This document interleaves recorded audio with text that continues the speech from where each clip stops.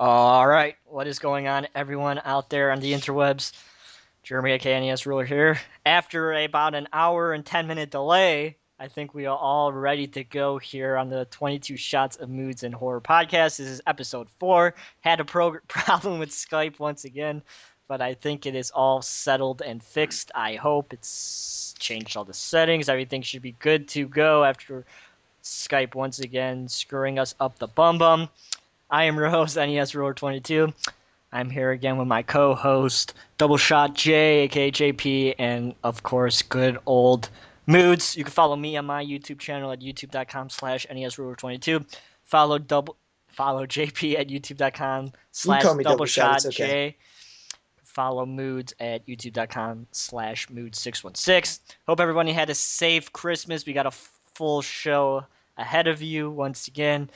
We got a what we watched, then we're going to go into Mood's news segment, and then we're going to do a discussion on the original and remake of Maniac, and then we're going to end with news again. So let's go to Moods right now for the first movie he watched this week. So go ahead.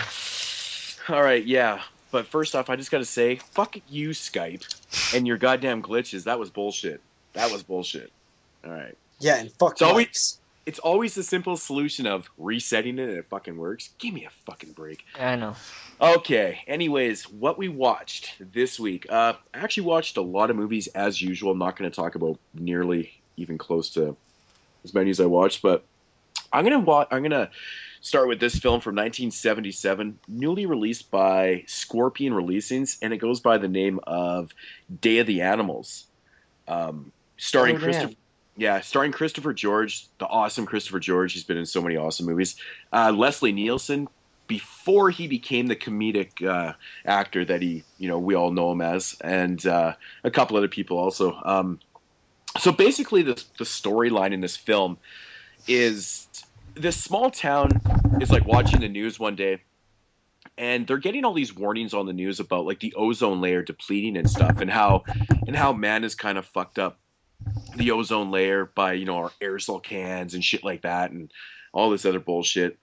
And basically, what happens is there's a group of people led uh, by Christopher George's character. He leads like this kind of like this tour group where they take people up the mountains and stuff, kind of like people that really aren't into outbacking and doing that type of stuff, but they take them on these tours up in the mountains and stuff, and do whatever. So so he leads this group up into the mountains, and what is happening is the ozone layer is letting through all these ultraviolet rays and shit like that, and all this bad shit, and it's affecting the animals like crazy. And it almost like kind of infects them to the point where the animals turn on humans, and they're kind of getting the revenge for fucking up their lands and stuff like that, right?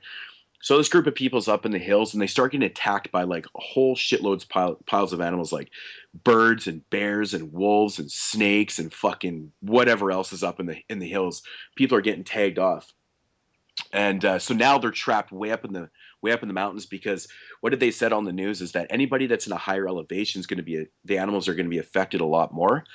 And of course, these people are like 3,000 fucking miles in the air in this hill, so all the animals up there major affected, and So it's like they all start kind of fucking shit up. different animals, correct? It is, man. They don't focus just on one certain animal. They focus on everything that could So this is possibly like be up on a the hills. legit when animals attack type of It film. it really is. And basically it's a struggle to get down the hill as, the people get tagged or picked off one by one and stuff by these animals. Um yeah, my thoughts on this, it's really, really awesome, man. It's really well done. The acting's awesome. Is The this the first animal time you've seen attacks. it? This is the first time I've ever seen this movie. I've heard of this film forever, and it's just always been on my list, and I never got to see it. Yeah, me too. And oh man, dude, the animal attacks in this movie are so brilliantly shot. For 1977, it looks so fucking legit, dude. Like bears attacking people, wolves attacking, birds, like snake, everything. They used real animals, and like I don't know how they managed to make everything look so good, but of course nothing's CG, so everything's real. And wow, I was fucking blown away by this movie, man. It's really, really good. Like, transfer's amazing. It looks awesome. Great performances, like I said. Leslie Nielsen's character, holy shit, man. He basically is a total asshole in this film, and what he does is he figures that Christopher George's plan of going back down the hill or whatever is a stupid fucking plan. So he gathers up a few people that that want to go his route and go to the top of the mountain to get food and wait for help up there and stuff. Well, he kind of turns on these people and like attacks this girl, and he's like a total dick, man. He like beats the shit out of these guys. It's fucking crazy, dude. He's just such an asshole. And but I can't say enough good things about this movie. It was fantastic. It was so awesome. It runs about just under 100 minutes. It doesn't feel long at all. Like I said, it's just well acted, and you really feel for the characters, and it's kind of cool. What animals attack? Like what sequences? What kind of animals are used for attack sequences? The attack sequences. The first, there's like cougars. There's bears. There's wolves. There's snakes. There's fucking like vultures, kind of snakes. Birds. I think that might be it. But I tell you, man, the bear attack and the fucking wolf and like the cougar attacks and shit are crazy, dude. Yeah, they're attacking. It out? They're attacking real people. Like it's fucked up. There's no like when the attacks happen, you're just like, damn, that's crazy. Scorpion. I love animal attack movies, dude. Ironically enough, Scorpion put this out on Blu-ray. You can get it out on DVD. It's the same line that houses the Katrina Nightmare Theater line. This isn't part of that line, but it's just part of the regular Scorpion. But they release horror movies too. I honestly could not recommend this movie enough. I'd give it probably an 8.5 out of 10. Ooh, damn. It's a solid film. Anything with Christopher George in it, I find that he elevates every movie. It's such a shame that he passed away so, early in his life. But yeah, that's definitely a great one that I'm gonna have to see. I guess I'll go next if that's cool, Jeremy. Sure. Okay, so last week you guys remember it was Christmas week, so a lot of these films that I watched are kind of rollovers from Christmas week. That I kind of watched during Christmas. So the first thing I watched is a film called. Well, I actually watched Silent Night, Deadly Night again, but this time it was under the title Silent Night, Deadly Night 2 for some reason. Damn it, I watched it too, and I was going to talk about the first one. Damn it. So Silent Night, Deadly Night Part 2. This is a bad movie, dude. It is so bad. No, wait. The first 45 minutes of this film, you could just fucking fast forward besides the scenes with Ricky when he's talking to the doctor. That's the only stuff you have to stop. It is definitely one of the cheapest remakes ever. When you recap for half the length of your movie, it's so funny, man. I think that movie is so bad. Dude, you can just tell that it was completely just thrown together. From what I hear, it started out originally as like extra scenes for the original film or something. I'm not really sure what they had intended to make an extended cut or some weird shit. But I believe literally half of the movie is like 45 minutes of the movie is reused footage from the first film. Good thing is they used like the best footage from the first film.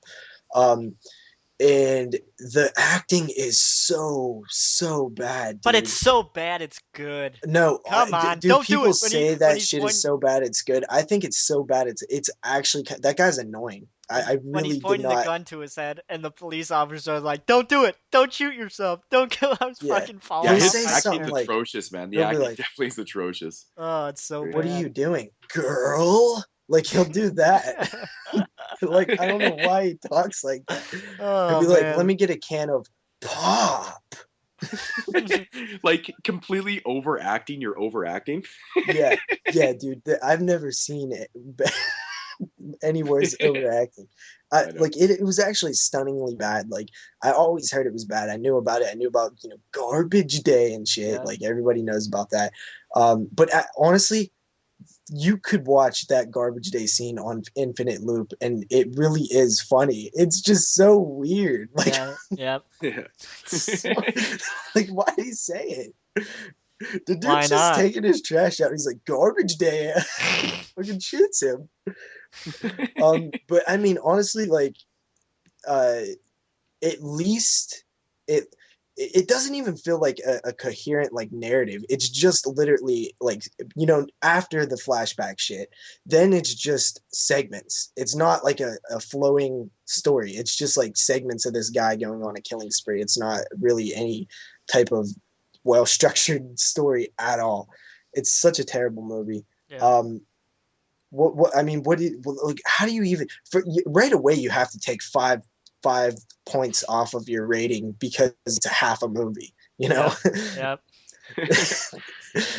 Yeah, they could have released that movie just as a short, really. Yeah. Yeah. That's why it's actually goes perfect with the double feature releases that they put out.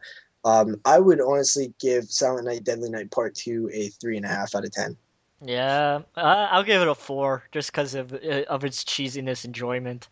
I mean, maybe if they cut out, like, if it was released just the new footage, the the footage, That's actually original footage, it could be a not really an annoying watch because it'd only be like 40 minutes and there's some funny moments and stuff. But with all that added footage, especially, this is a terrible film to watch right after you watch the first one. Yep. Because that's what I did. I watched the first one and then like the next day I watched part 2 and it's just like, oh man, that is so bad. Luckily the first film is so awesome, but you really don't, sometimes you don't feel like watching the same shit over and over again. Yeah, so Silent Night Deadly Night Part 2, curiosity is the only reason you should check it out. Yep, I agree with you totally on that one. Because I did the same thing and I watched it, so yeah. Am I gonna go next? Yep. All right, I watched the 2011 film 247 Degrees Fahrenheit. This one always Scout interested Taylor me. Compton. Tyler Mane. Yeah, and Tyler Mane. But pretty much 4 college friends go to Tyler Mane, who plays the uncle of one of the guys, cabin. And of course, these teenagers are fucking annoying, drunk idiots. And they decide to go into the sauna. Now, one of the friends is so drunk that he stumbles out of the sauna and something falls over, and the 3 other friends get stuck in the sauna.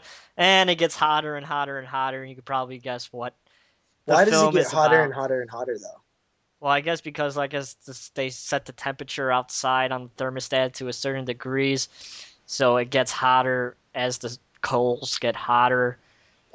Dude, you know what? But honestly, the concept of this film, I'm in right away. Yeah, I yeah, did hear bad things about this one. You guys know I love films that are set in a single location with a small group of characters. Yeah, where yeah, it's so just do I. it sounds like, hey, like, let's put them on a ski lift, let's throw them in a sauna. It's just like, yeah, that works for me. it's definitely on the same level as ATM, mediocre wise. It's not. Now I haven't seen ATM, but I hear there's like tons of like gaping plot holes, Yeah, and that's what kind of ruins it. yeah. Oh It's not god. as good. Oh god.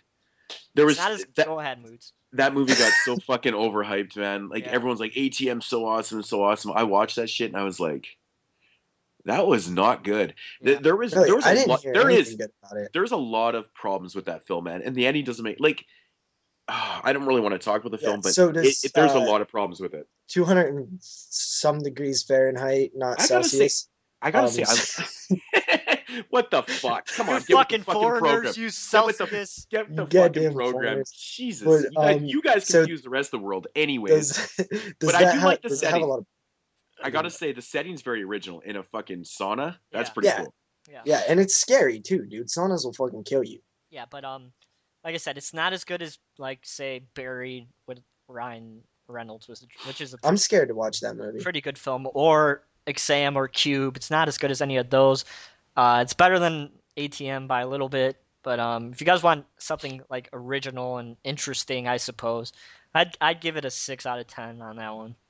Okay, like you kind of made me want to check it out now because I was gonna just, You could get it on I'm swap. gonna seek it out now. Like JP. before, I was just waiting on it. You could get on. You could get on Oh, swap cool, on cool. DVD right now. I'll probably do that then. You know, I like Tyler Mane, Scout Taylor Compton. I thought it was pretty cool as Lori. I know a lot of people hate her, and she's I kind liked of her. I liked her. yeah, I didn't meet her, but I'm potential gonna though. say this. I like her better than Jamie Lee Curtis. There, I fucking said it. All you Halloween Jamie Lee Curtis fans can kill Oh me. man, the thumbs downs on the video are gonna fuck go through the roof now, man. Dude, Thanks a lot, I dude. think All on my Jamie Lee channel. That Curtis is goes the towards most my stats, motherfucker. overrated, overrated uh, scream queen slash horror You know what? actress, You know what? We ever, will leave that for a ever. different. We'll leave Yeah. that for a different show because Yeah, that's a whole show in that's itself. all. Yeah, we can seriously debate that and break it down on why. I have lots of opinions on her. But anyway, you said 6 out of 10. That's not bad. I'm probably gonna check this out. I Yeah. love the concept, dude. You know what they should have did? They should have got a bunch of MMA fighters cutting weight. It Oh, was, it was, God. it was pretty interesting. I enjoyed it. So yeah. Back to you, Okay. Moodz. All right. So, renters beware is the tagline of the next film that I'm watching. Better be Well, set in a video store. I think it's one of the taglines, anyways. But the newly released Scream Factory edition of Crawlspace, featuring Klaus Kinski, of course. We all know him Oh from shit! I Nosferatu. thought you said the film was called like Renter Beware or something. No, I that's just what I started with. Oh, I used a different approach. I used a secondary tagline. Just Well, let I me like just it. let I me like ask it. you. Just let me ask you. Did you like it? Yes, I absolutely loved Crawlspace. Good. I thought it was. Moodz kicks the It- Scream Factory. Dude, we are not going to go one show without talking about Scream Factory. It's not going to Probably. happen. Did you watch the documentary How I Tried to Kill Klaus Kinski? No, I didn't get around to Oh it. man, I you gotta watched watch this. that. I watched this around 4 in the morning one night, so I didn't get a chance to. But You I gotta will watch watch it. that. It's very. Um, Watched it 4 in the morning, one morning, you mean? yeah. So yeah, the plot of this one is uh, Klaus Kinski's character, Carl Gunther, he plays. He's obviously a landlord of this building and stuff, and he seems to be, kind of a normal guy, but he's actually not a fucking normal dude at all. Basically, what he's or done in this place is that he's made all these crawl spaces from, throughout the building that, he can see into all the different apartments and stuff, and he spies and keeps tabs on all his female tenants and stuff like that. But Dude, meanwhile, wait, while so he this does film this, was from what year? 1986. Dude, you can tell any film that has to do with like something in a crawl space has to be made in the 80s. Do you know how Yes. often like crawl spaces were like used in like film in like horror films? Yeah. Carry on. But so, anyways, but meanwhile, while he's doing all this shit, he actually has kind of like almost like a torture chamber kind of set up in one of the rooms in the houses. He's got, I guess I'm assuming would have been like an old tenant or something like that, and he's got her locked up in a cage, and I think he cut out her tongue. He cut out her tongue, and he just kind of abuses her and does weird shit to her and stuff, and then he continues along with his spine of other tenants and shit like that, and of course where these movies lead and shit like that, but it doesn't turn out that well, but yeah, the overall feel of this film is Klaus Kinski's awesome in it, man. He's really creepy. His performance is right there, like he's very into the character. It's a fun film, and I love the claustrophobic feel of it too. Like when he's crawling around, and just the way it's shot really well. And and the best thing about this movie, not the best thing, but it runs about 80 minutes. It's right to the point. It has no really slow moments in his stuff. It's all very kind of creepy and visual and very voyeurish, and it's a fun fucking movie. I couldn't recommend this movie enough. It's just a great watch. Yeah, I agree. How's that transfer? The transfer is fucking fantastic, man. Honestly, Why do I even question Scream Factory? the thing is, man, Scream Factory doesn't. They really do a great job with their transfers. I have to say. I think. I mean, I have all the Scream Factory releases, and everything that's on Blu-ray is fantastic. Some of the DVD transfers are actually really good too, but they're not widescreen. They're not widescreen on the 4-packs and stuff. But whatever. But not a big deal. At least we have those films. Yeah. But yeah, honestly, check out Crawlspace. Yeah. I definitely will be picking that one up. I'm still playing catch up on Scream Factory. When I saw freaking David Schwimmer, is that how you pronounce his name? The director in October. David Schwimmer directed it. Yeah. He was at the 24-hour horror marathon that I go to every October, and he brought his own. He brought his own personal 35 millimeter print of it, and he was talking about how Clive Kinski was such a fucking douchebag to work with, and that's why I've heard a lot of bad things about Klaus Kinski. And sorry. and that's why he wanted to end up killing him, and that's why he made this documentary of how I tried to kill him. But very great film. I really liked it. I liked the little twist about why this guy's such fucked up in the head. Well, if you What had did to, you rate if you it? had to rate it, no, I didn't rate it, but if I had to rate it, I'd probably give it uh, it Well, between if a you seven had and a to, half and an eight. you have to. Yeah. That's just always what I say. If I have to, break my fucking arm. Yeah, I say it too. I don't know why I Yeah. say it. Well, because some people, when they do reviews and stuff, they don't rate their films, right? So I'm like, well, if I have to rate it, it's just one of those things, I guess, to prolong the video. I don't fucking Yeah, know. I don't know. I do it all the time too. Where I say like I'd rate, or if I was gonna rate it, man, I don't know. Are you done with that one?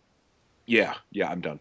Okay, next up, I watched Black Christmas, the remake, because we just watched the original, and I just picked up the remake and figured, I'll give it a rewatch. I remember this is one of those films. What I think it came out in the year 2006. When it came out, it was like I was in like middle school or high school. And when it hit DVD, I remember like chilling over like a friend's house with like chicks like every weekend, and we would always pop that one in and just watch it with them, and it was really cool. But I didn't really care for the movie like too much. I thought it was decent for at the time. Watching it now, all these years later, I don't know. After watching the original, you just kind of wish that you was watching the original sometimes during it. I mean, it has cool scenes like the cookie cutter flesh scene. That's probably my favorite scene in the whole film. But I do kind of like how they took they took this weird dialogue that was in the phone call in the original film and kind of created a story around it, right? I mean, because the whole backstory wasn't in the original film, right? So I thought that was pretty cool. Yeah, Yeah. my I don't know if you guys watched my review on it recently, but I went into the fact of I didn't mind the fact that they put a backstory into this film. I never really mind when a remake does that, hence the Halloween one. Yeah. But my biggest problem with the way they told the backstory in this film is that it was told through, a couple different people, and the fact that it went on for fucking like 35 minutes of the film. Like Well, that backstory fully develops in it, and you finally get the whole thing after like 35 minutes. They could have told that backstory in half the time, the thing and it about the developed a better backstory is film. it's not really that good. Like if it No, was a good backstory, like the Halloween backstory, then it yeah, wouldn't matter how long it is. yeah, But the fact, but that at least with the Halloween movie, that one runs like 2 hours. So they kind of they extended that. But this movie, it's your normal length film, and it's literally like over a third of the film is the backstory, in which you did say like I thought the backstory was whatever. I thought it was weird, of course, with the incest and all the other different type of things that are going on there. But like I said, I didn't have a problem with it. I thought it ran way I too thought fucking that long. I thought the backstory. I thought the setting was cool. Like it kind of felt like it was set. I think they set it in the 70s or something. It felt. Yeah, I don't know if it exactly felt 70s, but it definitely felt older. But I really like, why was the father, this, veteran of the Vietnam War, the Korean War, whatever war he was in, why would he be with this like cunty woman? Like, you know what I mean? It didn't make sense to me. Like, she was a terrible person, and he was yeah, like all nice and shit. It just didn't fit. And then you have the yellow skin, like that felt very gimmicky. Like, hey, we got to make our killer different. yeah. And it just They felt made the really killer all gimmicky. jaundice. Yeah, and then also I thought that the actual story between the brother sister slash daughter, um like why was she in the house again? Like I don't, you know what I mean? Like why was Yeah, she yeah, there? Like why he totally. breaks out and she's there? Like it's really, yeah, you're really reaching for some shit when you how like the whole story works, and then the whole ending. I don't know. It just felt very typical. Like not really any heart in it. It just felt like it was going through the motions of making a horror film remake. Oh, I completely agree.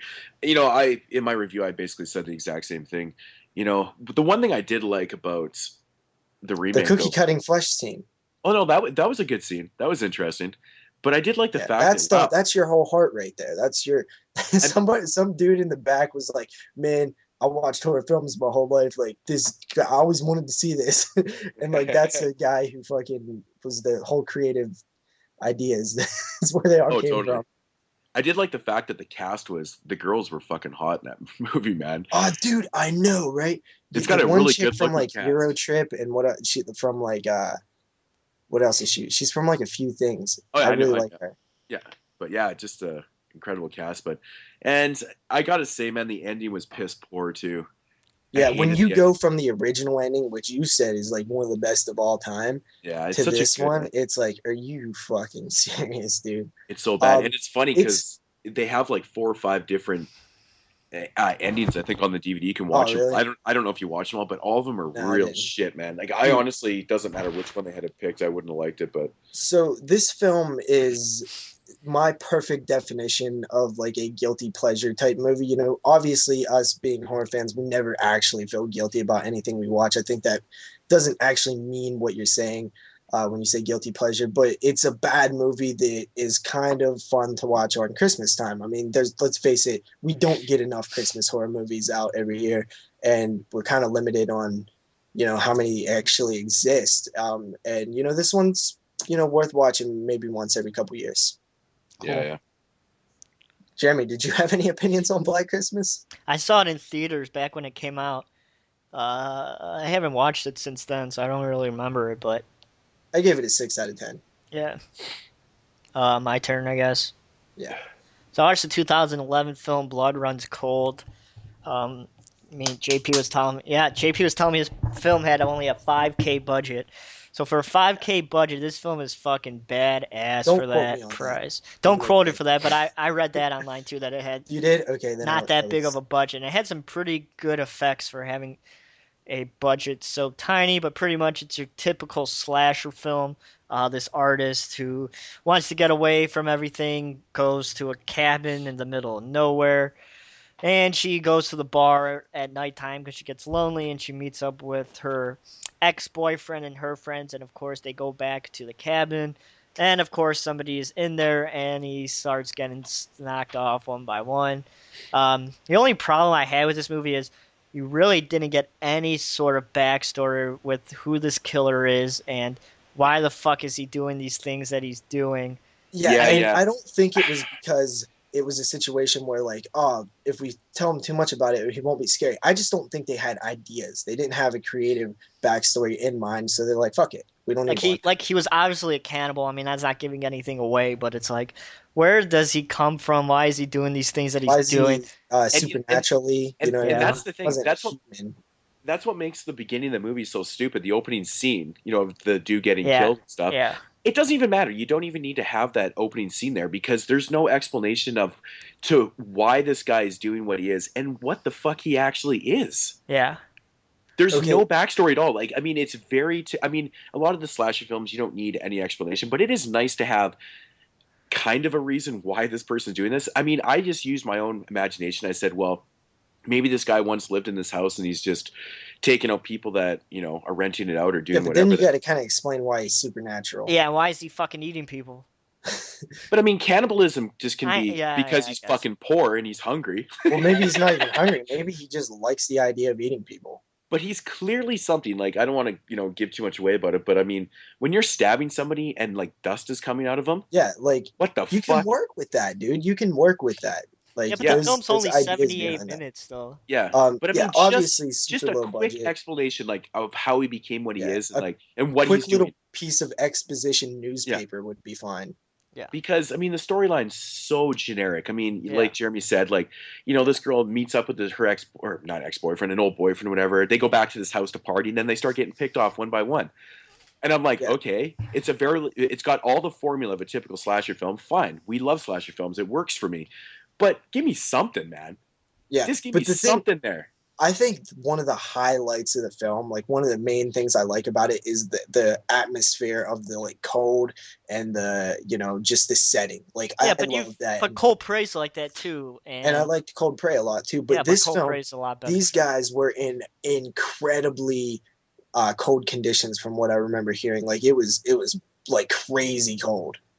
Like And that brings up a good point because, or a thought of mine, because I heard the same thing that they filmed this in extremely cold weathers, I think in Sweden, right? And so that brings up one thing that I noticed in the film when I was watching it. Okay, it is really fucking naturally cold there, so you probably shouldn't have to CGI breath in. Yeah. There's a part in the film when she looks downstairs or is it he? No, I think it's one of the guys. He looks downstairs and he breathes, and it's clearly CGI'd. There's no way that was real breath.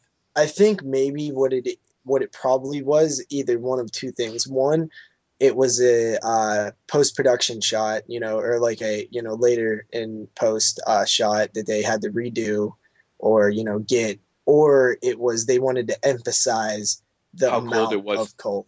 Well, from that guy, but that was in the house, right? But it was the door leading to downstairs, which I would assume would not be in an old ass shitty house like that, not even insulated. I mean, maybe a little bit, but it would be freezing enough to show your breath down there. But man, it stuck out. It stuck out like a sore thumb when I saw it. And actually, there was a couple scenes in the film like that. It wasn't just that one. There was another scene where I noticed with some crazy accentuated breath. Okay, so it's been a while since I've seen this. Actually, I reviewed it on one of the collaboration channels. I don't know if it's Body Bags or not. I literally watched this last night, so and yeah, it's very, very fresh. From what I remember, I don't know if it was this film, but I think it was this film where I think some of the night shots were actually set in the daytime, and they had like nighttime filters over them.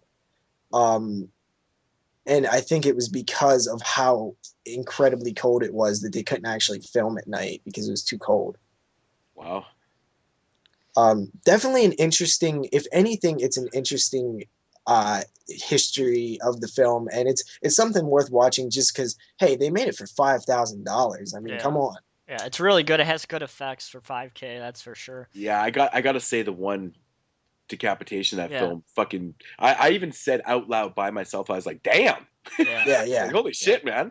Like, I did not see that come. Like, I mean, just how good it looked. I was like, that's pretty fucking What did you rate that film, Jeremy? I'd give it a 5 out of 10. 5. I want to say that I gave it a 6 to a 6.5. It's been a while since I've seen it.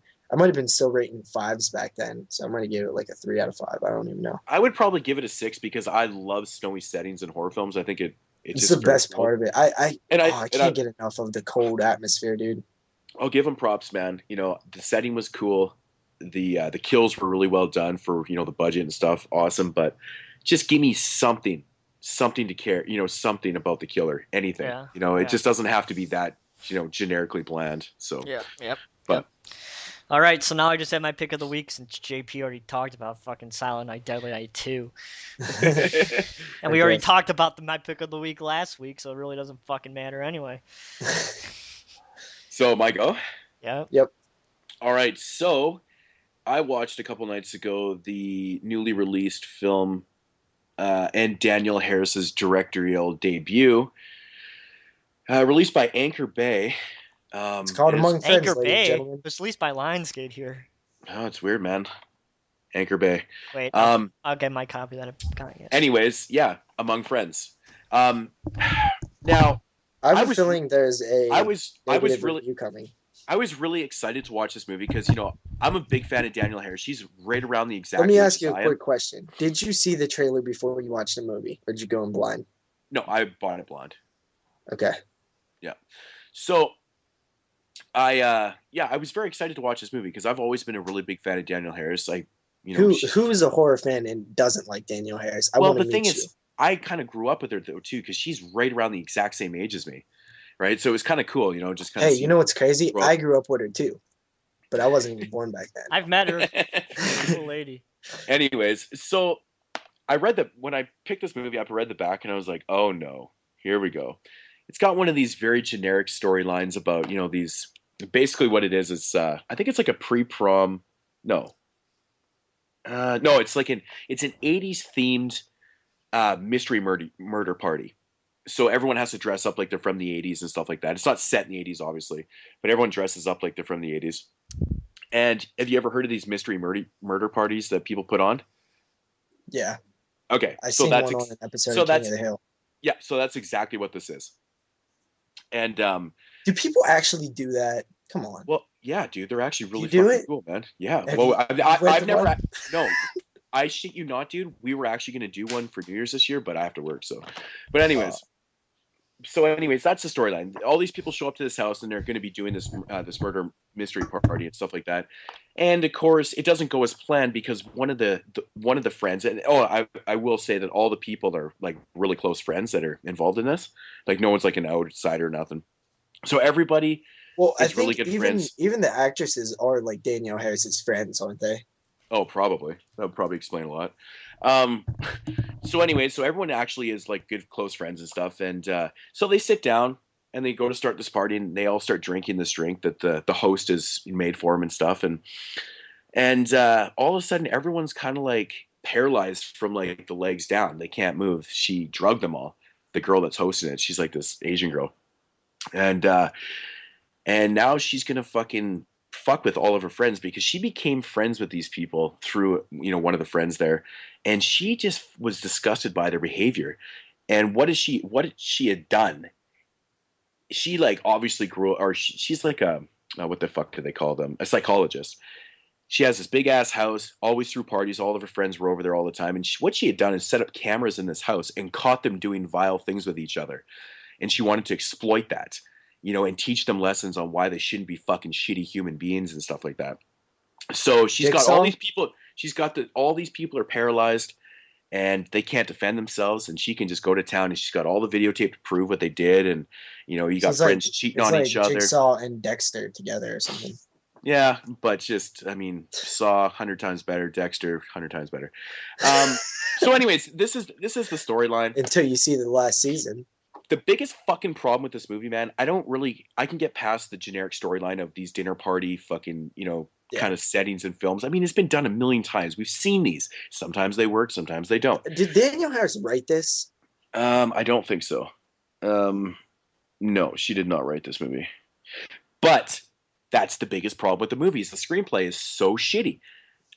Okay, first of all, the things that the host is exploiting in this film are like, this friend's cheating on her friend's boyfriend, shit like that. Oh, she caught them on tape and blah, blah, blah. It's like minor shit like that. Like no one did anything no one did anything to really deserve what they were getting. Like the girl is being fucking harsh. If one of her rules is if you ask a question and she answers or whatever, or no, if you answer a question and you want the answer, you get something done to you. It may be like you get a scalping or you get a finger cut off or whatever. So she throws this in the mix, but the shit that she's exploiting and showing that it just didn't add up. Fucking girl cheated and had a threesome, except for one frustrating film. The screenplay was horrible, man, and honestly, the dialogue's pretty fucking bad. And that's a bit disappointing. I just fucking bought this thing yesterday. I only paid $1 for it, so it really doesn't matter. Yeah, I never want to hear you complain about buying something that's bad. I got so many good films yesterday. I spent $15 on fucking Dead Time Stories by George Romero, fucking shitty anthology, and that was the worst purchase I've ever made, man. That was the worst. But I don't blind buy because of that, unless it's like $5 blind buys. $5 blind buy, man. Oh man, that's pushing it for me. But you do have cameos in this film from Kane Hodder, which. Of course. Anybody could have done the role that he was actually, Dude, don't talk shit on Kane Hodder. Kane Hodder is shit. It's not. He was a nice dude. He was a nice. It's his character.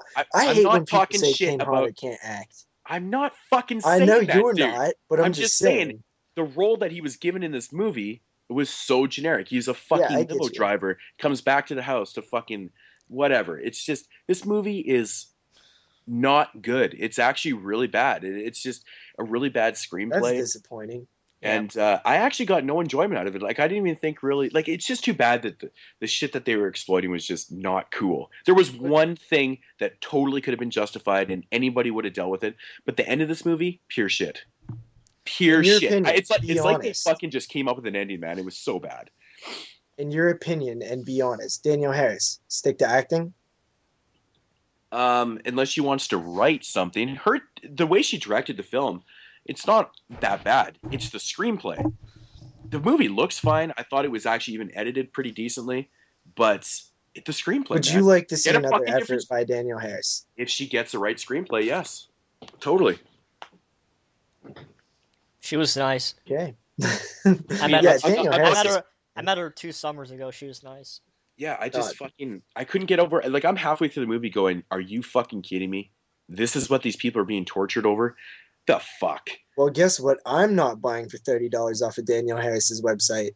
Guess Yeah. what? I paid for $1 yesterday. I hate to talk shit about Daniel. I'm not talking shit about her. It's just too bad the screenplay that was wrote by Alyssa Lorbit.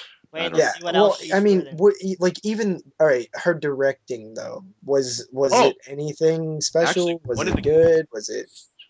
it was decent. It's not bad. So Alyssa Lorbit is actually one of the people in this film. I'm not sure which one she is, but Yeah. anyways, one of the girls in the film wrote the screenplay. She's So like the one of her main friends. character.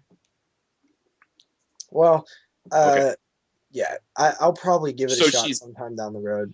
You know what? I'm not saying don't go out and see it. I just didn't get any joy. I was just so disappointed with Yeah. the Well, screenplay. Like, it was just wow, really not good. yeah. I mean, you got to be honest about it though. Even though fucking Daniel Harris is awesome, it kind of probably sucks to say that about her movie, but Yeah, I don't know, but I will say that this Anchor Bay edition came with a really nice slipcover. Pretty nice. yeah, that's a foreign edition, dude. Yep. How is this foreign? It's Anchor Bay. Not It's here. It's fucking Lionsgate here. yeah, it's Lionsgate here, dude. That's foreign shit. This is Okay, actually so this is actually not a Canadian edition because it doesn't have fucking French. French. Fucking, I hate when I get French ones, man. I got like Butterfly Effect and it's fucking French on it in my Slither copy. All right. So you want to go Um, next, JP? okay, so um, do you want to hear about another Christmas film or a film from 2013? 2013. Sure. 2013. Okay, so on I believe episode 1, Moodz, you talked about The Purge, right? I did. Okay, so I watched The Purge. Um, I can't remember exactly what you had to say about it. I think you hated the ending or something. Yeah, the ending was very disappointing. Even kind Okay, of the most of the second half of the film I thought was pretty yeah, shitty. that's what I'm saying, man. Yeah. I was like, okay, But the ending was pure fucking garbage. I don't really know what Nobody ending you're nobody would talking about. nobody would ever fucking react like that and just do what they did at the end.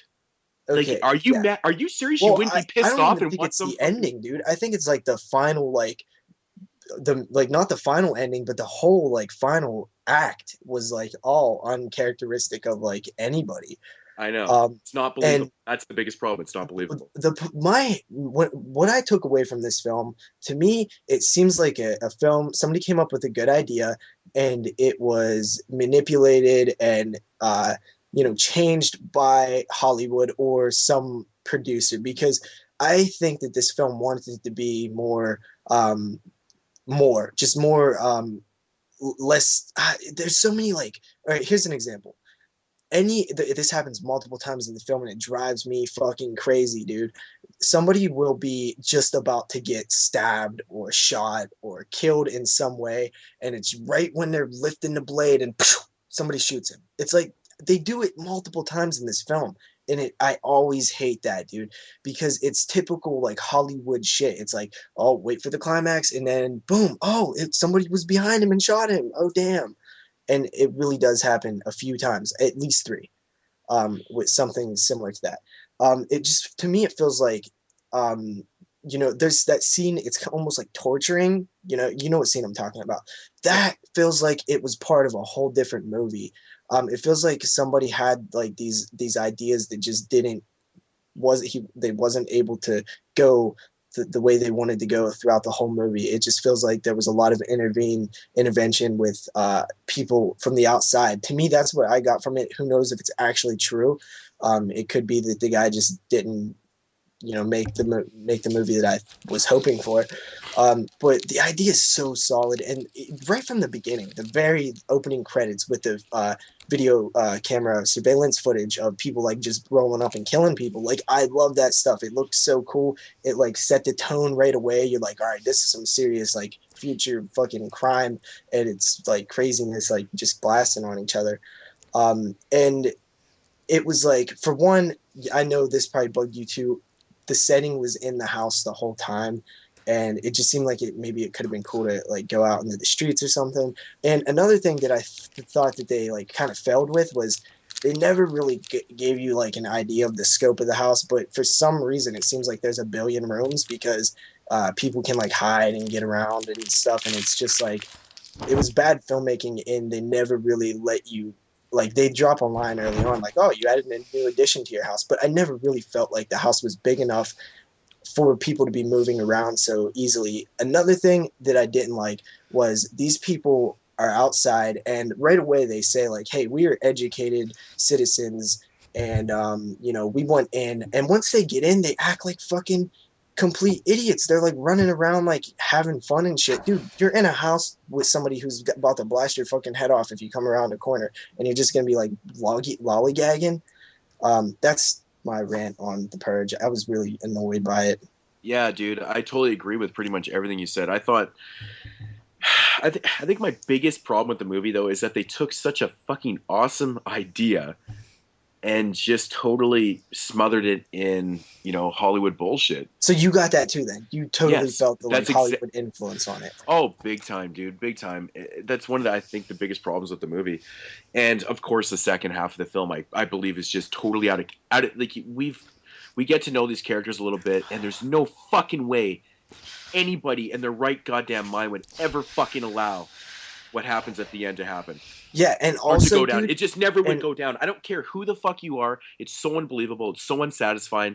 It's Hollywood fucking bullshit.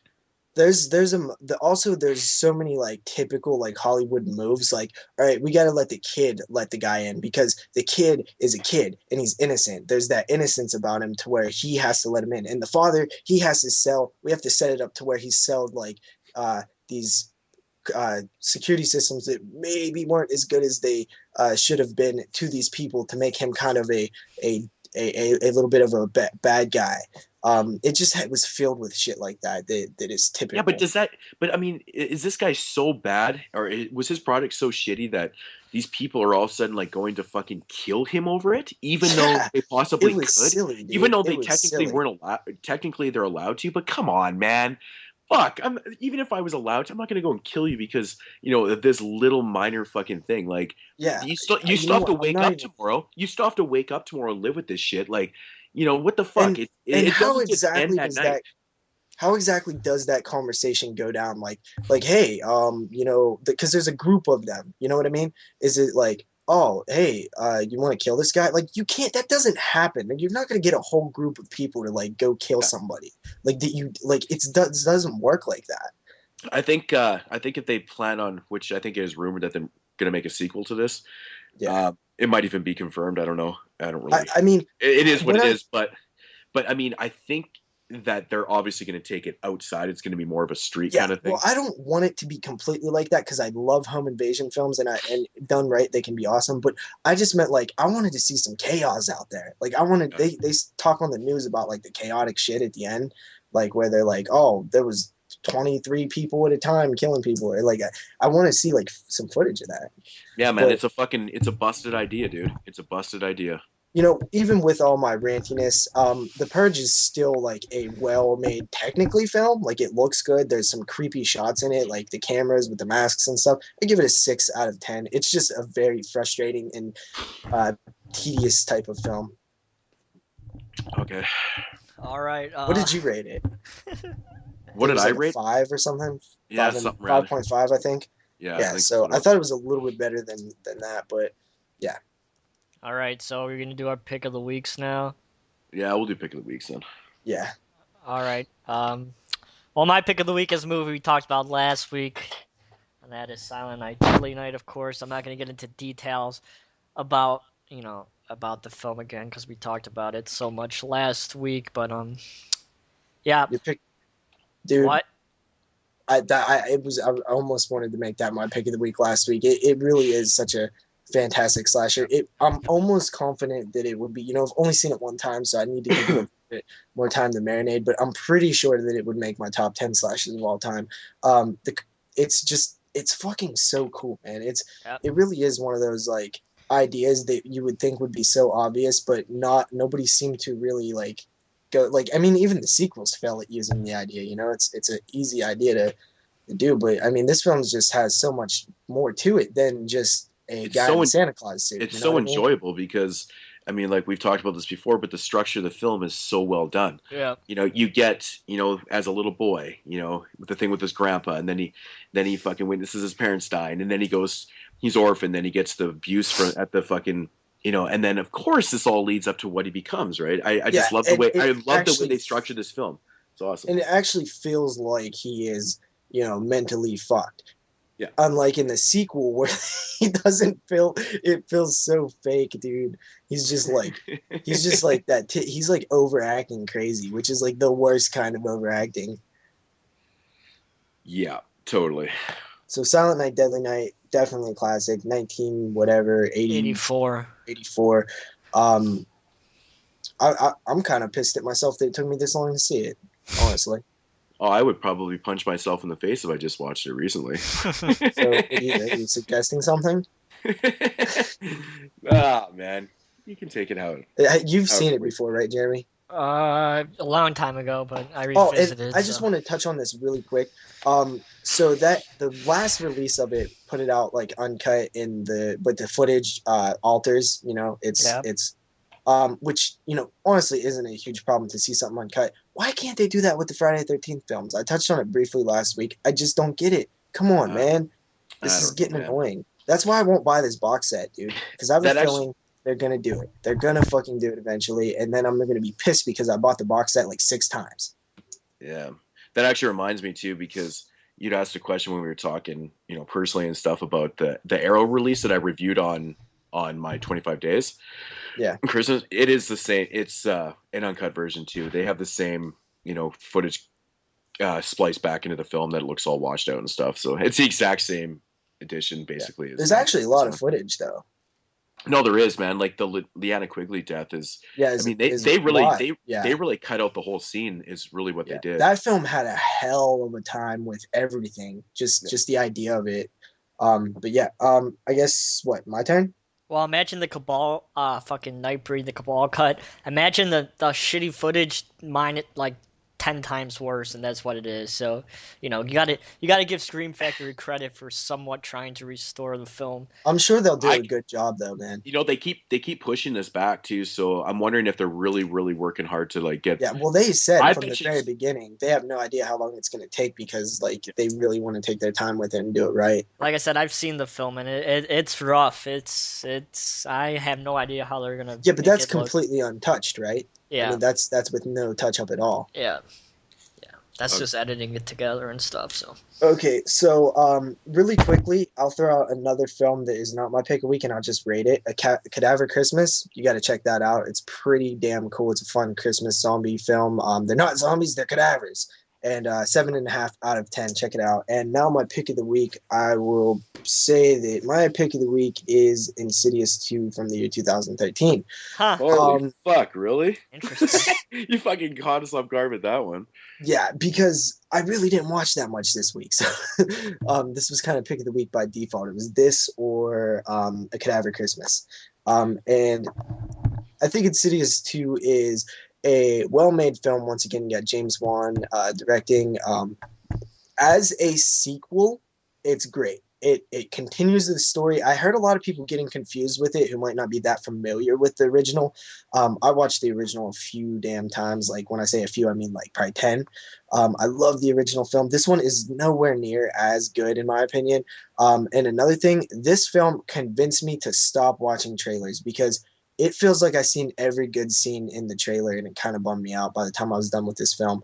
Oh man, that has got to be the worst thing it was ever. Such a letdown because all the like shocking, like cool, scary moments were all in the trailer. It sucked. That's terrible. But it was still effective. It still, stood the hairs up on the back of my neck and stuff. I think Insidious is actually, for a PG-13 horror film, it's kind of fucking scary, dude.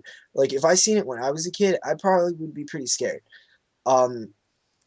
It got a cool backstory. They take one of the characters from because you know how the whole, I love the idea, what the hell is it even called? Astral projection.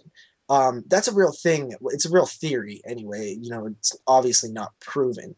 But there's people who believe in it and have written books on astral projection. And it's a really neat idea.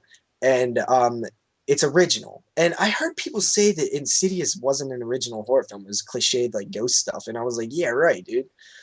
So Insidious 2 really takes one of the ghosts, one of the demon ghosts, whatever the hell they are, things, and expands backstory on it, and it gives it a big backstory. And I thought that was cool. And I think that there's the next film, Insidious 3, is going to be another one of the demon type things from the first film, and they're going to expand on the backstory. And this backstory was pretty cool. I liked it. But I give it, it's not as good. That's mainly what it comes down to, and the trailer kind of ruined it for me a bit. It didn't ruin it because it was still a very, very enjoyable film. I mean, it's my pick of the week. It looks, there's a lot. It's a well-made film in terms of technical, like James Wan's directing, and the sound is fucking awesome. But I give it a 7.5 out of 10. I gave the original like a 9 out of 10, so it's definitely a step down, but it's still definitely worth checking out, I think. Just don't expect it to be as good as the original. Cool. All right, Moodz. It's your pick of the week. Yeah, I still haven't seen Insidious 2. That's one of the movies on my 2013 to watch list, but I don't think I'll get to it before the year-end show. My pick of the week is a film that I think originally came out in the late 2011, 2012, but has been reissued by Anchor Bay, of all companies, to put this out. And it comes with a nice little slipcover. I don't really like the cover art as much on this one, but Anchor Bay put this out. And it's from the directors of Father's Day. And I'm talking about Astron 6 Manborg.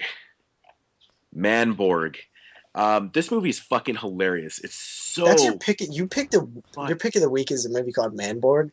Yeah, dude. Manborg is so much fucking fun, dude. This movie basically... Is it a horror film? It's like a sci-fi kind of horror kind of deal. But most people would definitely put this into the horror section. Well, sci-fi and horror go hand in hand. Basically what it is, it starts out with a backstory, and it's the armies of hell have like taken over Earth. And it starts out, it's got like the way this movie's filmed, it's filmed like purposely to look really bad and has really bad effects and stuff. But I mean, not purposely, but they use these type of effects to make it kind of fun and cheesy, right? So, but anyways, it's got like the armies of hell have taken over Earth and stuff like that. And there's these two brothers, and they're trying to fight off the armies and whatever the fuck they are. They're kind of like demon zombies or whatever. Anyways, they end up getting killed. And the one guy wakes back up in the future, and what had happened was this doctor basically created like a half man, half robot kind of deal, and he created him so he could take over, or not really take over, but I guess defeat the Count Dragulon is his name. Count Dragulon runs fucking Earth and stuff, and so he's created this like half man, half cop, so like this Manborg kind of deal, and he's got a couple people that he meets up with, and they have to basically just fight off the forces and save Earth and shit like that. But yeah, if you're familiar with Astron 6's work, Troma put out a double disc, four disc. Oh, I have it on 2 discs, but anyways. Oh yeah. No, I'm talking about the shorts. Okay. They have a compilation. What was he talking about? Father's Day? It's Father's Day. I have the 4 discs Father's Day too, but they're a Canadian, so this is foreign to you guys. They're a Canadian group. It's not foreign to us, it's foreign to the world. So yeah, Astron 6 is 5 guys, and they all write and produce and direct, and they do all their own stuff. Anyways, so why are they called Astron 6? Because it's funny. There's fucking 5 of them. That's hilarious. It sounds... Are you sure it's just not stupid? No, dude, it's meant to be funny. Anyways, fuck. There goes your sense. Anyways. They I think a few years back Troma put out a double disc of all their shorts, and I highly recommend seeking this out, man. Look it up. Dude, it's like 5 hours of like all these crazy shorts that they did and stuff. And actually Father's Day started out as a little short that they'd done. It's just a fake trailer that they'd made. It's like Hobo with a shotgun. And I think that I think Lloyd Kaufman actually saw the short and, basically said, let's make this into a fucking film. That's how it got distributed through Troma and stuff. But anyways, this movie wasn't distributed through Troma, and it's the same guys. They act and direct and do all the stuff. So you'll see them in every one of their things.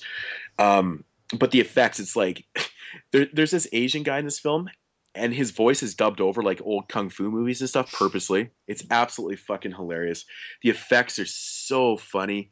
Oh, it's just a blast. This movie runs just over 70 minutes, which is kind of a shame because I probably could have done with an extra 10, 15 because it was so much fun. Yeah, I don't really know what else to say about it, man. It's just check this shit out, man. I mean, All right. Pretty I cool. highly recommend this, and I've heard not. I mean, people have been talking about this movie for a long time, and it's funny because I was just Dustin Mills, from Dustin Mills, fucking he posted his top 10 favorite Yeah. films of 2013, and it I was saw all that. it was all Manborg with Yeah. Adam Sandler mixed in there. Yeah. I thought that was absolutely hilarious because I just watched it and I was like, oh fuck, that's so funny. So why would he call it his top 10 then? No, I'm just kidding. I'm kidding. Jesus Christ, JP, dude. man, you're on a Moodz, roll just about today. to snap at me. But anyways, I highly recommend this. I know there's a couple different editions of it, but this is the one I finally got around to grabbing, and it's All right, it's hilarious. It's so much fun. Before we move on to the next segment, Jeremy, I believe you've seen Treevenge. Was it awesome? Was it awesome? I fucking loved it. Okay, Moodz, I So believe you awesome. completely slacked, had enough time to watch 30 movies, but couldn't even watch a 16-minute short that I completely recommended. Dude, you know what's funny? I actually went to go watch that. Yeah, excuses. No, I didn't. I totally forgot about it. I'm not gonna lie.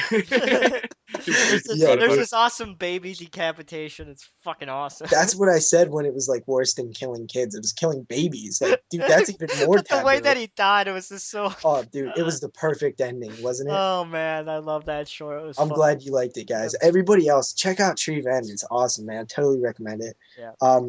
I believe Moodz has a segment, right? Yes, Mood's first segment. What is it called? It is called a brand new segment called Mood Swings. So Swing. very appropriate. It's very appropriate. Yeah, so in this I'm just basically gonna talk about random topics and stuff. Of course, varying from different types of moods. Son. Go. But yeah, so anyways, first off, I want to talk about this is something that, kind of pertains to me and where I'm from. But for some fucked up reason, our postage is going up. Like it costs about 60 cents to ship a fucking, to send something through the mail. As of 2014, it's going up to like $1.20. I'm like, how in the fuck can you possibly double the price of a single stamp?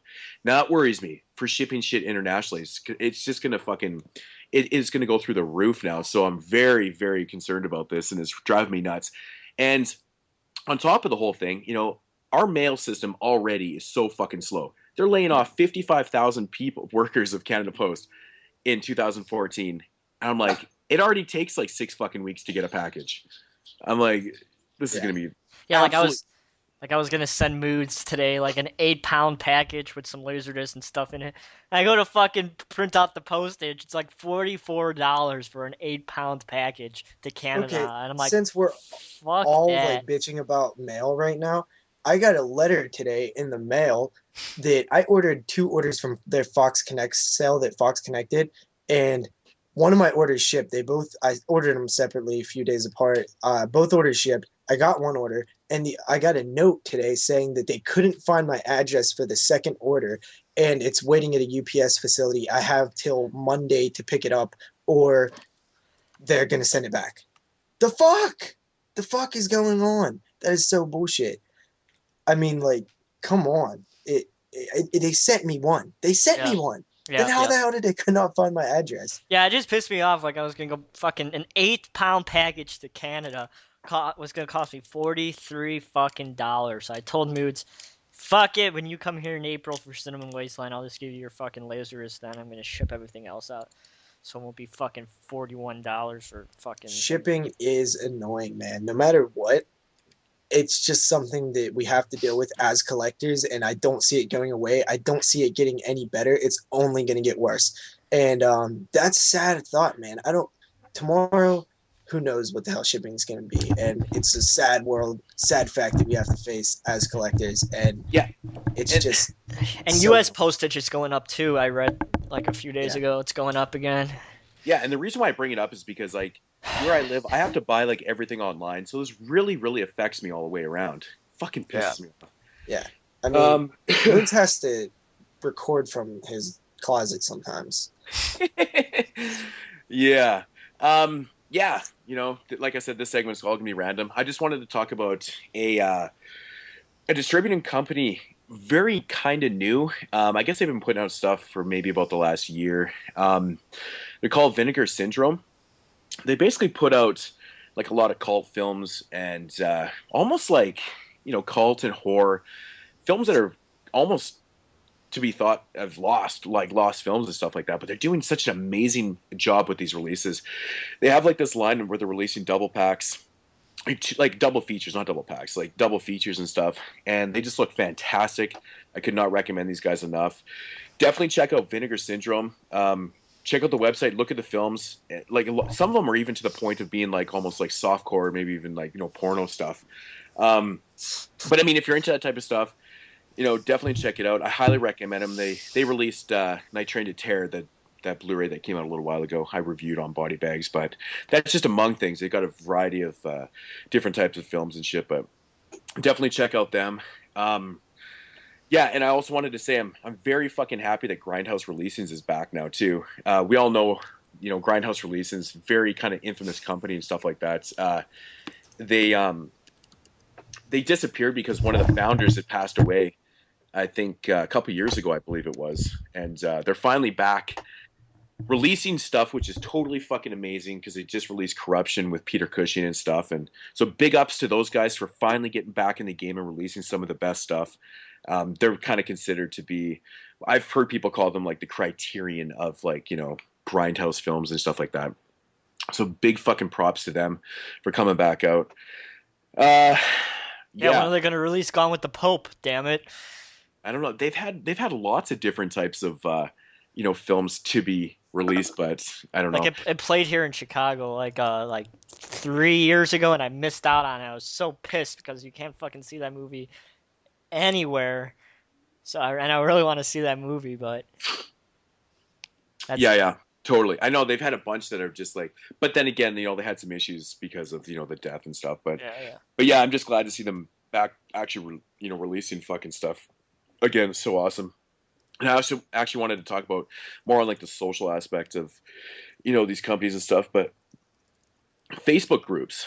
When you get added into a Facebook group and stuff, I've been finding lately that some of them have been really fucking useful. People posting some amazing shit. So if you're actually part of these, these horror Facebook groups and stuff, actually check them out. People are posting some pretty cool shit in there and stuff. So, shit to come and, shit that I didn't even know was being released and stuff. So definitely check those out, man. But yeah, I did want to talk about, this is on a negative little thing. I was anticipating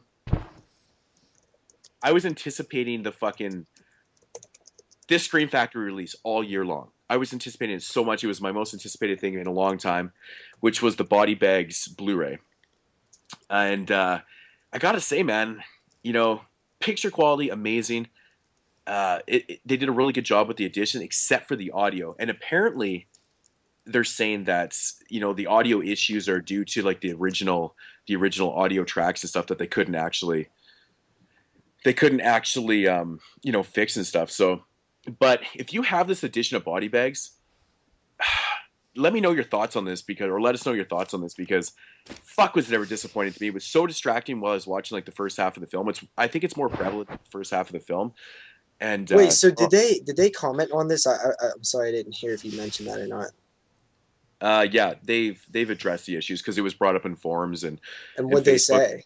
They said that it was due to the original audio. They couldn't actually fix those little burps and glitches and stuff. Oh man, Scream Factory. Oh. Yeah, that's what I'm saying, man. This is kind of like the negative part of my mood swing. Is it like that in the? As much as I love the company, you got to have a disclaimer. You can't just put that out without telling anybody. I know, man, because I literally noticed it 2 minutes into the movie, and I was like, "What the fuck is that?" I thought it was my system. I was like, "No," because I'm watching the Scream Factory Blu-ray, and I thought my shit was fucking up, right?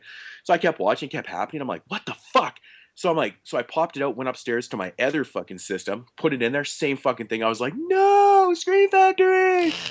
And then I got online. And I'm checking it out. Sure enough, people are on forums saying, "Oh, the Body Bags audio transfer is fucking shit," and blah blah blah. I'm like, "Oh, for fuck's sake!" So it's not my copy. Yeah, is it like that on the out of print. Well, it's not really out of print anymore, but You know what? To be honest, I've never watched that DVD, so I have no idea. I never owned it, so I guess I'll have to watch it and find out. Yeah. Honestly, dude, I if it isn't, then you have to say, like, if it's normal, then you have to say that Scream Factory might be telling fibs. yeah, I don't know. Like I I said, mean, I it's didn't hear any it comparisons. is a big issue, dude. Honestly, that kind of dude, Moods. For example, what was one of the main releases before it was ever announced when we was talking about what our imaginary wish list of films that we wish Scream Factory put out? Body Bags was like the one we talked about all the time. I'll never forget that because we were bullshitting about that, and a week later they actually announced it. Yeah. Like if we could make a Scream Factory wish list of films to be released, which like I plan on doing for 2014. Yeah, and sure enough, Body Bags actually made the fucking cut, and so did Night of the Demons. That was another movie that I said. Yeah. And that actually made the cut. Tales from the Hood, please, please, please.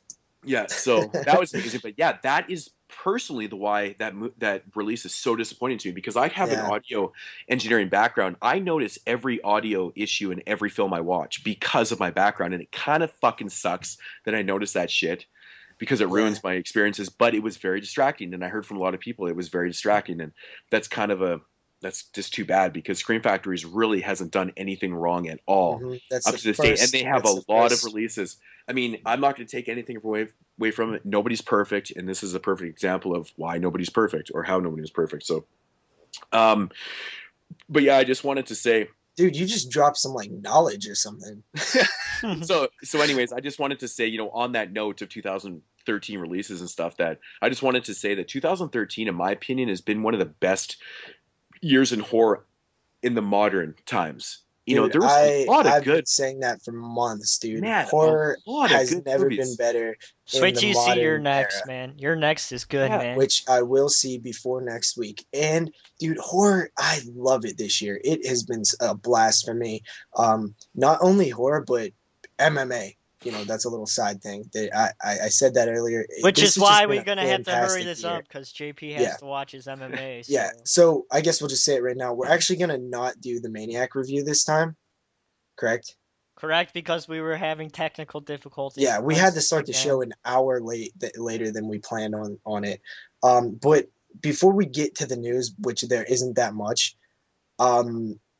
a little listener feedback. I believe somebody asked us, sorry, I forget the name, to talk about the Katarina's Nightmare Theater line of DVDs. I don't actually own any of them, so Moodz, I know you do. Tell me why I should or shouldn't own them.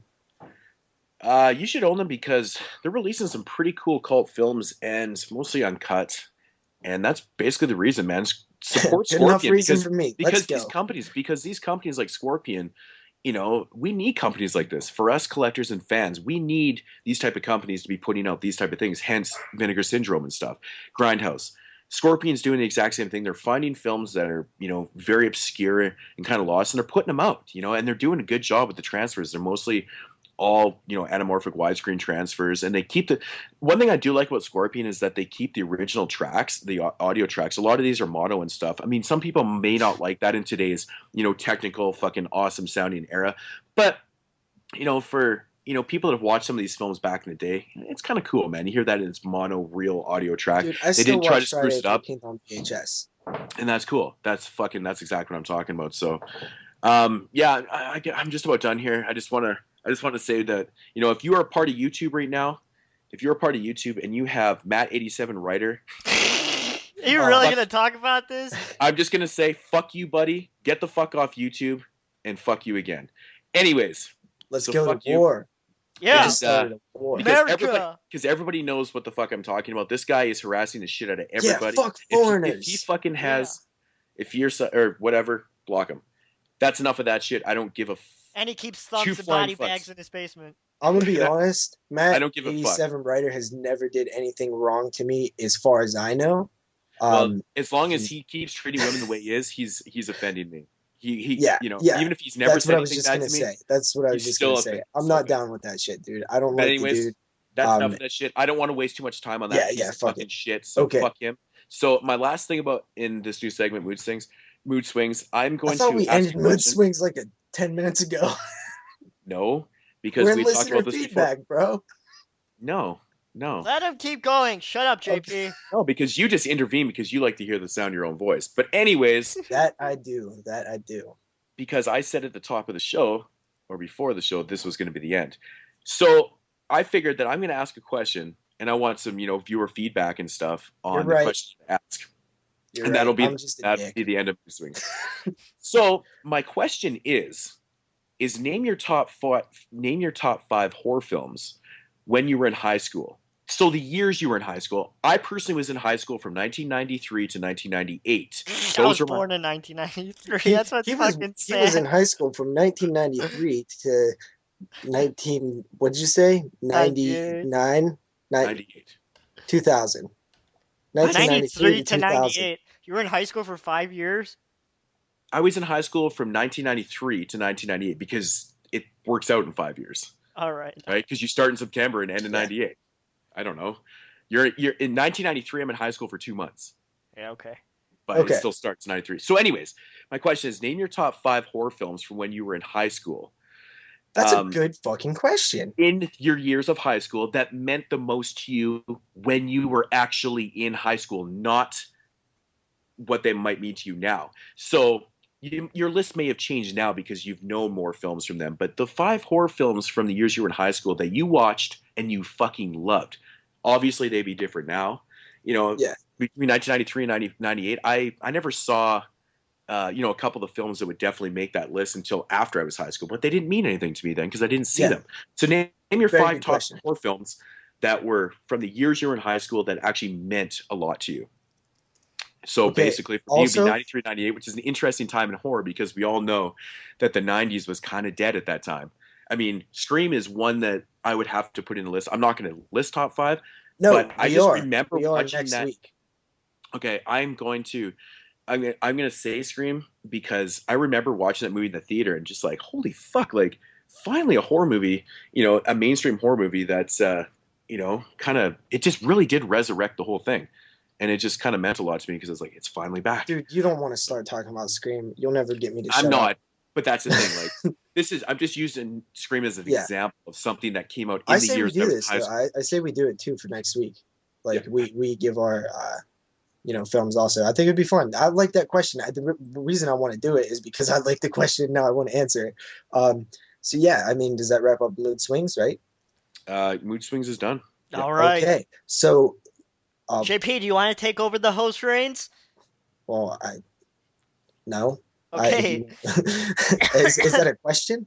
Well, I'm just telling you, next we're going to go to JP with the news. So go ahead. But I didn't want to go to JP with the news. That's why I interjected. Okay. I wanted to just ask Moodz one more quick thing because I'm kind of interested about Katarina's Nightmare Theater line. What if I was going to pick up one to start with? What would you recommend? Ooh, that's a good question. The first one that comes to my mind is House on Sorority Row, the double disc version That's the released by one I was Katrina. kind of going to go with. That's all right. I'll go with that. I'm going to get I think out.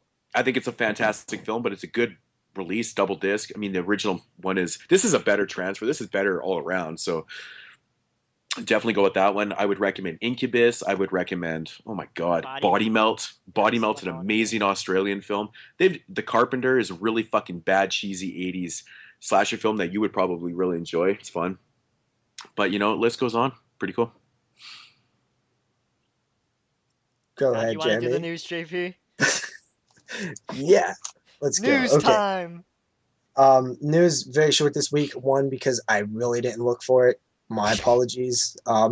Two, I had bookmarked tabs and I forgot about them and they're gone. So I had to scramble and find news in like 5 minutes. So first, the Hammer, Hammer, the UK Hammer company.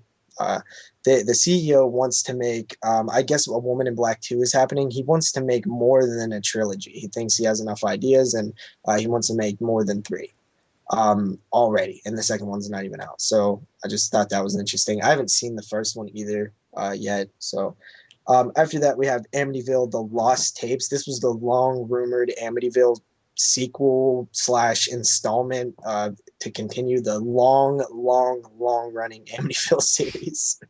And this is going to be called The Lost Tapes. Can you guess what kind of genre this is? Found footage. Ding, ding, ding, ding, ding. We have a winner. Yeah. Yeah. So or comedy. or bad. How about that genre? Yeah. No, but I mean, don't judge a film before it's out. I guess. I guess this is going to be taking place in '78.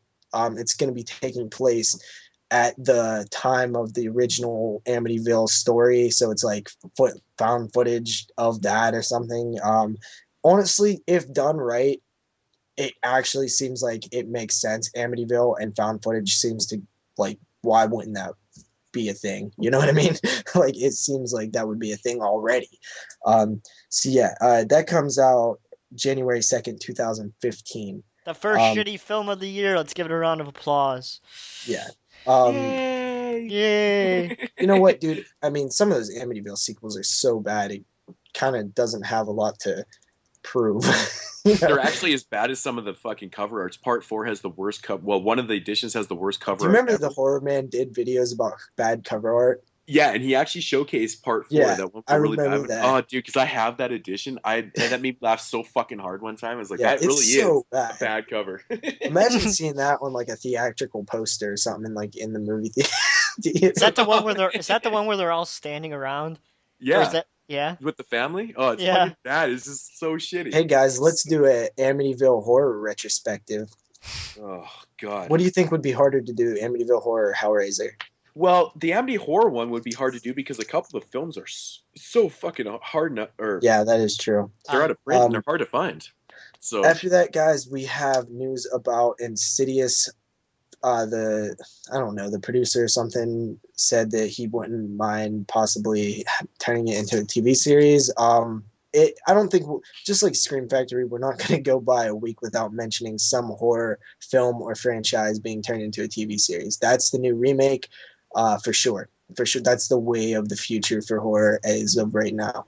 Honestly, I like Bates Motel. What do we have all? So what do we have all lined up right now? So we have From Dusk Till Dawn, that's apparently coming out. The Yeah, Mist. Bates Motel The happened. Mist. Hannibal, The Mist, Hellraiser. No, I meant the ones to come. To come. Oh, to come. So we got From Dusk Till so Dawn many. is to come. Hellraiser's still in development. Oh my god, this is fucking insane, dude. Yeah. Ugh. I just can't. I can't believe. I this, mean, man. but you know what though, man? They did this before. They did this in the 80s with Friday the 13th and Freddy's Nightmares. But what's kind of different now is they're actually making the TV show have something to do with the actual film that they're making it about. You know what I mean? Like, Freddy's Nightmares really didn't have a whole lot to do with Freddy. Friday the 13th didn't have anything to do with Jason. Poltergeist The Legacy didn't have anything to do with Poltergeist. And so even though I'd never seen that show, I just based off of what I know about it. Anyway, yeah, that's take it for what it is, I guess. After that, we don't have a whole lot of news besides this is something that probably would interest Jeremy. Plus One is being put out by IFC Midnight, January 14th, 2014. I actually watched the trailer to this one. This one actually looks pretty cool. It's like a time travel-y weird thing. I'm not sure how much horror it is, but it looks really neat. I'll definitely probably check this one out. After that, we have Rutger Hauer, the Reverend, dated for a home release February 11, 2014. And Jeremy would probably be interested in this one too because it's another IFC Midnight release. IFC Midnight is putting out, I think this is IFC Midnight, Dario Argento's Dracula 3D on Blu-ray. It's actually in 3D, I guess. This is coming out January 28th. On Blu-ray. I've heard so many bad things about this I had a thing. chance to meet Dario Argento, but I had to sit through Dracula 3D, so I didn't go. Is it that bad? Dude, I've heard heard it's nothing really bad. but every review I've seen on it so far. Dude, It's saying it's like it's by far his worst, but like actually like one of the worst movies ever. It's like what the I fuck? believe it's been in production for like 4 years or something. You know. But I heard like everything from the characters and the storyline to like the really bad effects and CGI and shit like that is just it's not Argento, man. Like he must be losing his fucking mind or something. Yeah. After hearing that shit, it's crazy. You know, that's sad. It's so fucking sad, dude. I still probably pick it up anyway. Just 'cause. It's the only movie. It's the only movie that I don't own by Dario Argento, so I fucking the completist in me. I have to pick it up eventually. But Jesus Christ, man, shoot me if I pay over fucking 57 cents for it. 57 cents. I'm not. That's maybe they'll be selling for $1 when I go to Chicago in April. Hey, I bet you it will be $1 by the time you get here. Yeah. I bet you it will be. So, besides that, that's pretty much it for the news that I can think of. I don't think Scream Factory has announced anything new this week. But I would like to say I kind of like this listener feedback idea. So if anybody has any questions for us or topics that you would like discussed, throw them out there. Leave a comment, let us know, and we'll, probably talk about them. Yeah, for sure. Anything else, guys? Not this week. Sorry about Maniac. I totally got strapped for time. UFC 168 is happening right now, and I need to get to it. Okay. All right. So sorry for the short show, guys. We've only been going for an hour and 25 minutes, but I hope you guys enjoyed this fourth episode of the 22 Shots of Moodz and Horror podcast. Next week, we'll be doing our top 10 films from 2013 here on the 22 Shots of Moodz and Horror podcast. So I hope you guys look forward to that. So basically just a year review. Yeah. And I got some other little trinket ideas to throw out during that show too. It should be a blast. It's going to be probably jam-packed. It's going to be fun. So since this show was so short at an hour and a half, we'll probably next week, because it's our 2013 retrospective, I expect it to go on longer than our usual show, because we'll be talking about a whole bunch of shit. We potentially have 30 different films to talk about, but you're not going to be 30 films, because we're probably going to have some of the same on our list. But the show has potential to be very long, and I don't think we'll have anything else in there. I don't think I'll do mood swings for and stuff, it too, that I haven't even let you guys know about. So I'm thinking about not even letting you know about them. Just throwing them on you, and you have to fucking come up with something as I say them. But yeah, I mean, dude, the first year of 22 Shots of Moodz and Horror. What's up? See you next year, guys. Yep. I guess it's season 2. Yeah. Season 2. Already 4 episodes in. That's more than Burial Grounds, I think, right? No, we made 4. So next week will be more than Burial Grounds. So thanks again, everybody, for watching. They were never heard from again. And they were never heard from again. Especially Clive. So if you want to follow me on YouTube, you can at youtube.com/NESRuler22. If you want to follow JP at his channel, you can at youtube.com/doubleshotJP, right, JP? Doubleshot JP. And you can follow me on Twitter at doubleshotJP.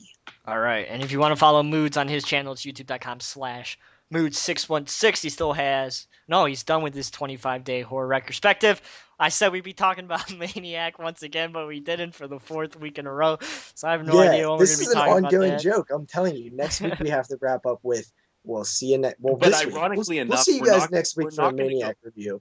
We're not going to go 5 weeks because, of course, one of us is going to have Maniac on their top 10 list. Yep. Right. So we're going to end up talking about the remake. So anyway. Yeah. All right. So I hope everybody had a safe and happy Christmas, and I hope everyone out there has a safe and happy New Year's. Don't be stupid and drink and drive, and we should talk to you guys again next week. So talk to you guys again. Peace. Later.